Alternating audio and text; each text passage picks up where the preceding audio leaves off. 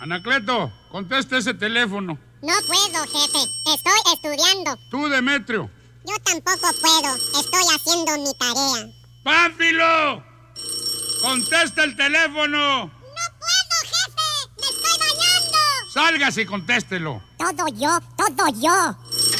Bueno, tiene el número equivocado. Ese teléfono parece